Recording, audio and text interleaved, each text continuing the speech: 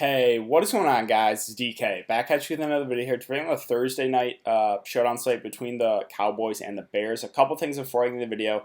If you're new to the channel, my name's DK. I make daily videos talking about NFL DFS as well as NBA DFS here on DraftKings. Also, I'm running a weekly giveaway where all you have to do is leave a like and a comment in the video. That's one entry in the giveaway. Max one comment though per video. So it starts my Monday night showdown video that I uploaded at the beginning of the week. We'll go throughout the week and we'll end up my Monday night showdown video at the end of the week. So however many videos I've uploaded for the week, you're end the giveaway that many times. Say if I have 10 videos uploaded for the week, you're end the giveaway 10 times. And the winner receives a $20 PayPal for myself. Also, I just want to thank you guys for all the support recently. On Twitter, on my YouTube, on the live streams. I really do appreciate it. But with that out of the way, let's jump into the video. So first, before we get into the prices here, let's look at the over-under and the spread and some snap counts. So Cowboys-Bears sitting at 43.5 with the Cowboys favored by 3. So it's a lower over-under game. Should be a pretty ugly game in my opinion. But let's look at some snap counts. So running back situation, we know Zeke's going to play about 90% of the snaps with Tony Pollard getting a bit here and there. Tony Pollard is listed as questionable though. Wide receivers, it's Amari and Gallup playing basically 80 to 90% of the snaps. Randall Cobb surprisingly got 86% as well in that last game. Normally, he's a guy that's getting around like 60-ish on average, but that's something to take note of. Tavon Austin is getting a bit here and there, right? 41, 20, 26%. So he's a guy that we can consider as like a dart thrower option.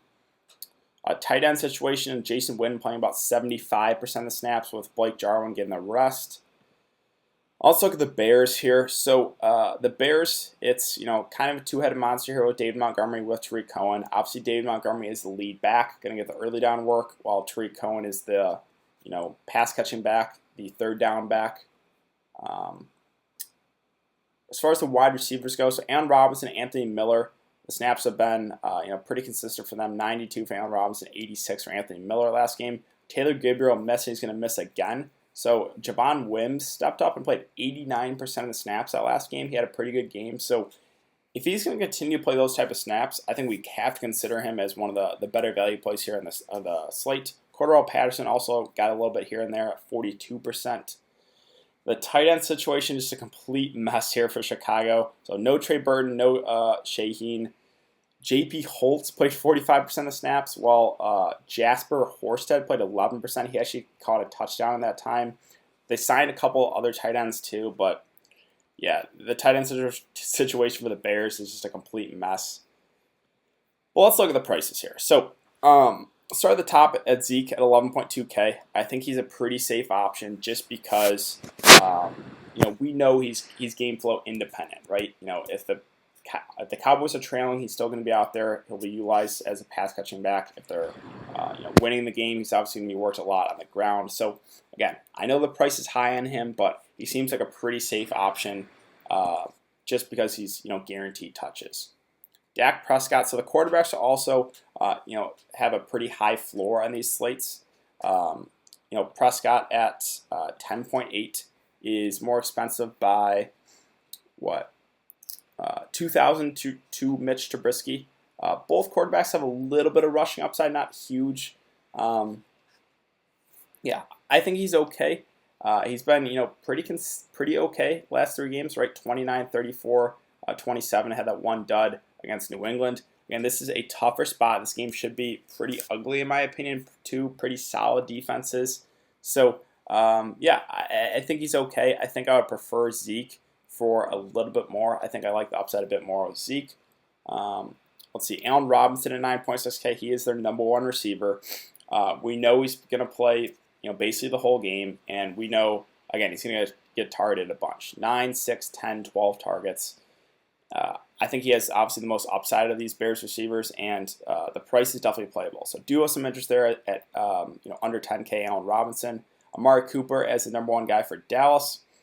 It's been a bit up and down, right? The game is New England, I should say, got held catchless, but the other 3 games has been targeted 14, 8, and 11 times. We know the big play upside is there, so if you want to pivot off of, not really pivot, but I would say Amari Cooper is the riskier option compared to Zeke. Zeke, obviously, you're paying a bit more, but you're kind of paying for the floor. You're paying for the guaranteed touches. Amari Cooper is a guy that a little bit more boom or bust, but if he hits that high end, if he hits that boom, he could definitely get you there. So, yeah, I think he's perfectly fine there at that price. Mitch Trubisky at 8.8K. I might take him over Dak Prescott just because he's 2K less. Again, both quarterbacks kind of similar. They have a little bit of rushing upside, not a whole lot. They're not like Lamar Jackson, but yeah, I like the spot a little bit better for him. I think the Bears defense, personally, is a little bit better here than the Cowboys. So yeah, I might take the 2K savings there on Trubisky versus Dak Prescott. You can play both quarterbacks if you want to. I'll talk about some value guys here in a sec, but I might take the savings there on Trubisky versus Dak.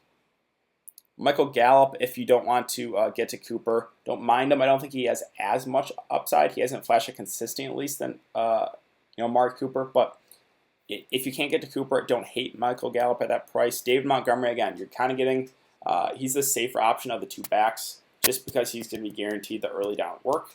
Now, if the Bears are playing from behind this one, he kind of gets phased out a bit, so that is the risk. It's only a 3-point spread, so this game should stay somewhat close. Again, I think it's going to be more of an ugly game.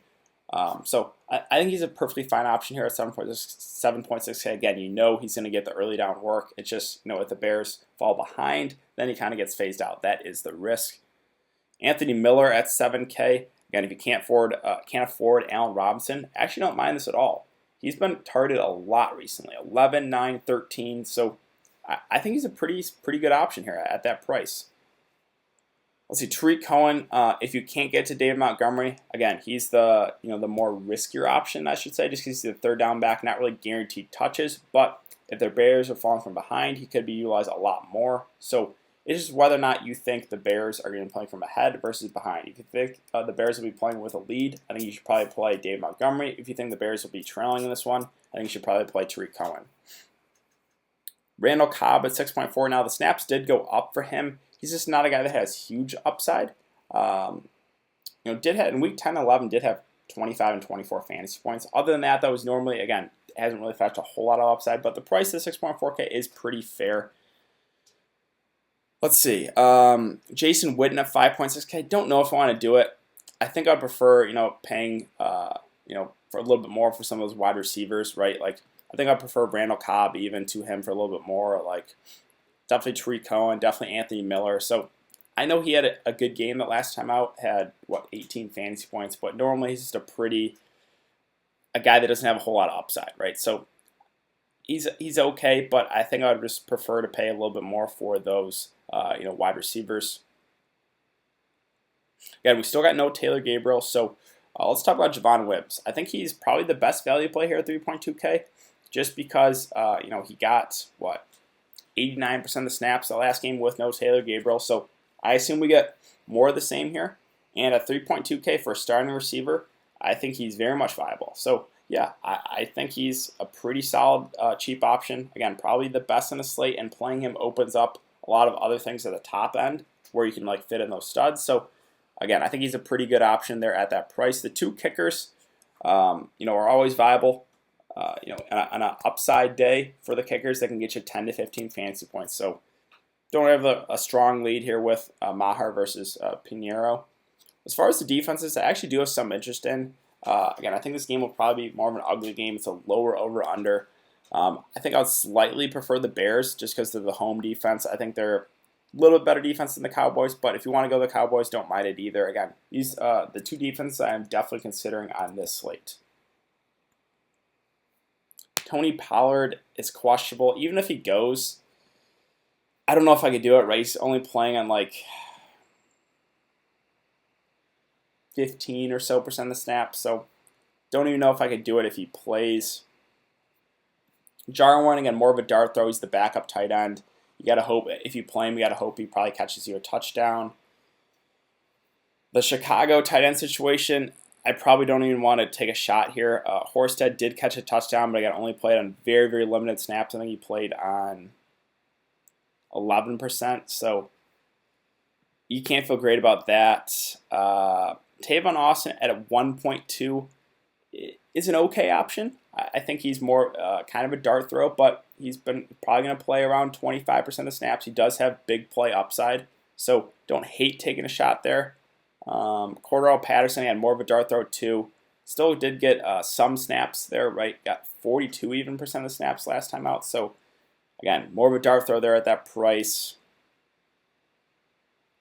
These are the other two tight ends that the Bears signed here with Scales and Ridley. Don't really know a whole lot about those guys. Maybe you get more clarity before lock on who like the Bears' go-to tight end is going to be. Then you could consider one of those guys. But really, right now, you can't feel confident about targeting any of those Bears tight ends.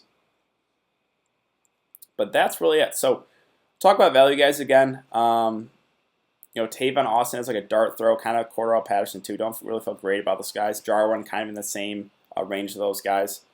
The guys that I do like for value are Javon Wims. I think he's a pretty good option. I think he's probably the best value play. I think both defenses are definitely viable. I think the kickers are okay. That's kind of where I'm looking at for value. The mid tier is pretty good as well. Like you can build a pretty balanced lineup, but I think feel pretty confident. Like Cobb, Miller, Cohen, Montgomery, Gallup. I think all those guys are very viable. The guys up top, again, I think Zeke is a pretty safe option because we know he's going to get those guaranteed touches. The quarterbacks, I might slightly lean towards Trubisky for the discounted 2K discount. Allen Robinson and Cooper are the #1 receivers. Again, both those guys do have big upside. As far as captains go and who I'm considering, if you want to go safe, I think, Zeke or David Montgomery or like one of the quarterbacks, those seem like safer options. If you want to get a bit riskier, I think the wide receivers, right? I think they have a bit more upside.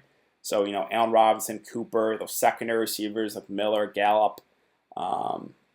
You could even take a shot on Tariq Cohen if you think the Bears are going to be playing from behind, or if you want to get a bit riskier, maybe take a shot on like a cheap guy like Javon Wims.